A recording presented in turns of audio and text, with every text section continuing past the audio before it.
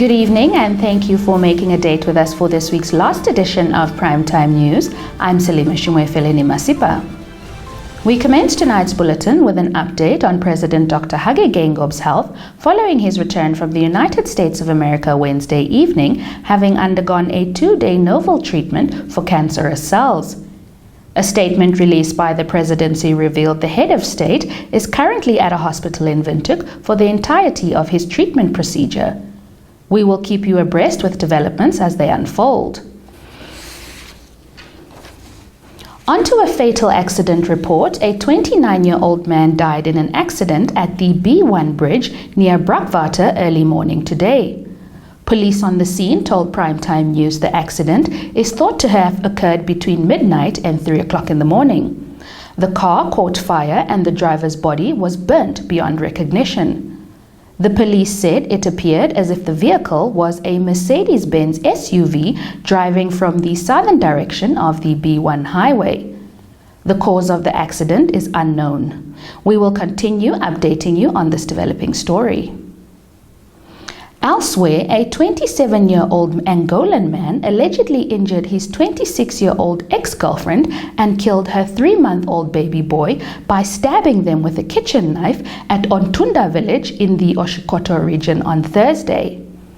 According to a Namibian police force crime update, it is alleged that the suspect was with his ex-girlfriend escorting her to the house of her current boyfriend and father of the deceased baby. According to the report, while on their way, the suspect and his ex-girlfriend got into a fight and he allegedly stabbed both the ex-girlfriend and her baby boy with a knife. The boy died instantly while the mother sustained serious injuries and was rushed to Omuthia State Hospital in transit to Onanjokwe State Hospital for further medical attention. The suspect was arrested and investigations continue. We extend our sympathies to the bereaved families. Staying in the Oshikoto region, Regional Council Chairperson Samuel Shivute has pleaded with senior citizens from the region to stop taking alcohol on credit. Our Oshikoto regional journalist Gabriel Thomas compiled this story. Shivute on Thursday, while handing over late Christmas gifts of maize meal, rice, cooking oil, brown sugar and tomato sauce to 31 elderly citizens at Onanyenge in the Oshikoto region, said the elderly citizens are addicted to taking alcohol on credit. He said many pensioners no longer spend their pension money on useful matters, but rather spend it on alcohol. Shivute said our pensioners buy alcohol on credit, so when they wait for their money, they already owe it for alcohol. He further said they are also the last to leave hookah shops at night, which makes them targets for thieves and other criminals. He added that pensioners also tend to commit crimes or engage in unusual behavior when they consume alcohol. The Minister of Gender Equality, Poverty Eradication and Social Welfare's Chief Liaison Officer in the Oshikoto region, Petrus Tondokwa, encouraged elders to approach their office when they encounter problems. Reporting for Primetime News, I'm Michael Madimba. Your top roundup is up next with the business segment thereafter.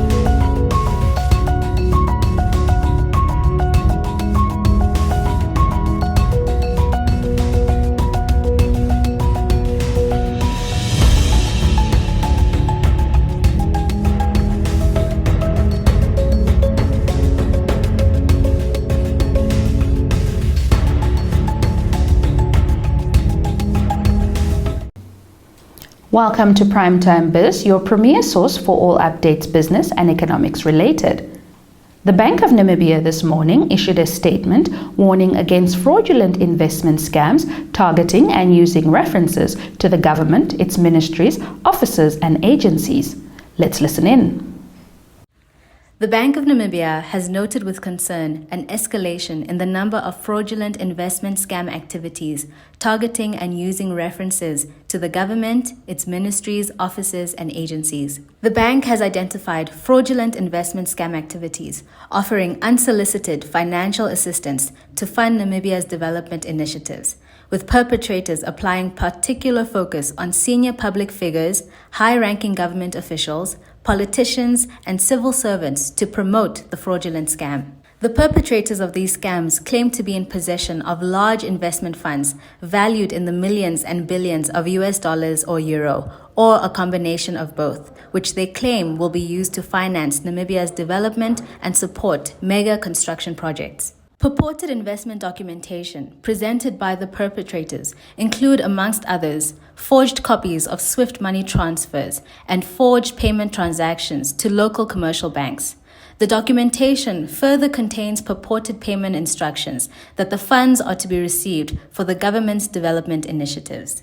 The bank, based on outcomes of analysis and verifications done, determined that the purported investment transfers via SWIFT money transfers and/or foreign payment transactions are non-existent. The bank further determined that forged documentation is presented and used by the perpetrators to give the appearance of legitimacy to the purported SWIFT money transfers or forged payment transactions. The bank further confirms that documents associated with these types of scams have noticeable flaws, including typographic errors, inconsistencies in information, and the use of fake logos on letterheads sourced from unknown origins. The public, as such, is cautioned to be on the lookout for these type of scams, verify information, and report any suspicious activity to the Bank of Namibia or the Financial Intelligence Center. The bank reassures the public that it maintains a constant state of vigilance and that it will continue to safeguard the integrity and stability of the financial system. Now, the Namibia Bus and Taxi Association, also known as NABTA Secretary General Pendapala Nakathingo, has urged all buses and taxi drivers to undergo first aid training and defensive driving courses so as to reduce road accidents. More details in the following insert. Nakathingo said in an interview with Number on Thursday that they established first aid training courses in September 2022 to provide life-saving skills for drivers as it turns drivers into useful first responders at accident scenes. He said the objectives of the defensive driving training are to provide the necessary driving skills to bus and taxi drivers to help them maintain safety on the road. Nakathingo said that they have so far trained more than 700 bus and taxi drivers across the country through their partner Drive Well Training Academy and Oshmed First Aid Training. He added that the drivers are all supplied with emergency first aid kits to keep in their vehicles and for practical use as certified first aiders. Nakathingo also pointed out that 85 to 90% of all road crashes are attributed to driver error, and people should contact NABTA if they want to undergo the training, as it is continuous and will be offered from region to region. Sheila Perestrella reporting for Primetime News. This is where the top segment concludes for tonight. Up next is Saturday's countrywide weather synopsis in the Weather Report, followed by a roundup of the latest economic news.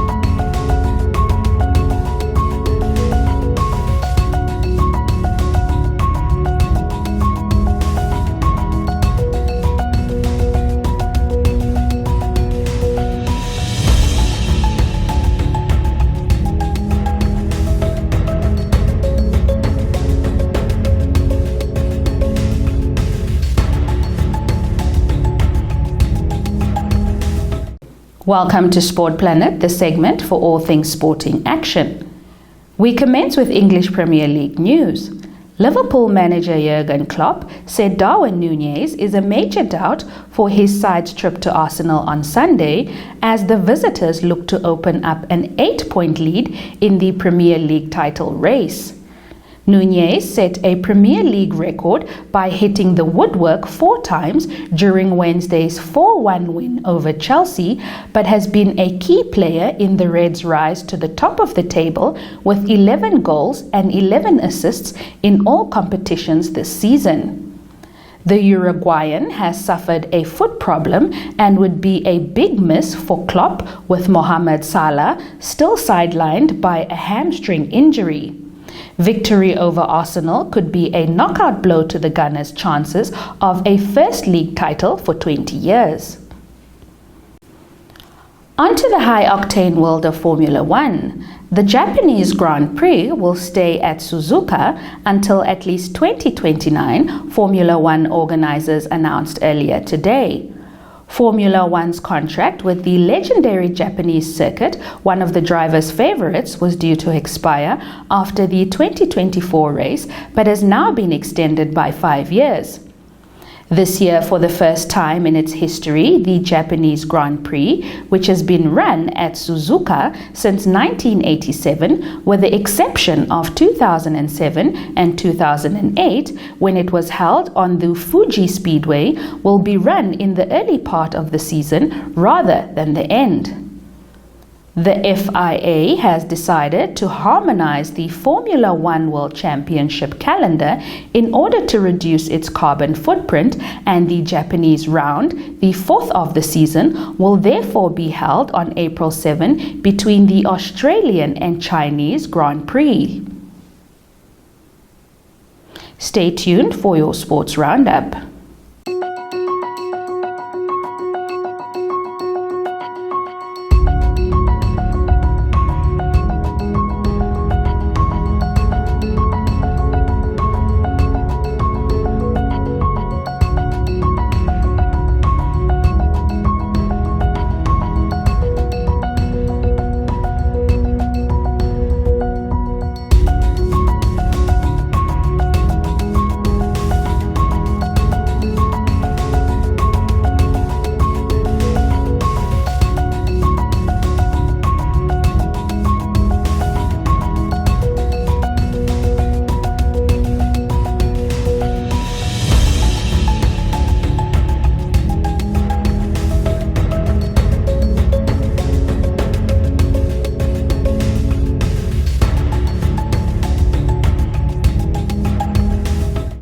That was Primetime News for this week. Many thanks for tuning in. Don't forget to subscribe to stay updated with developments within and beyond Namibia.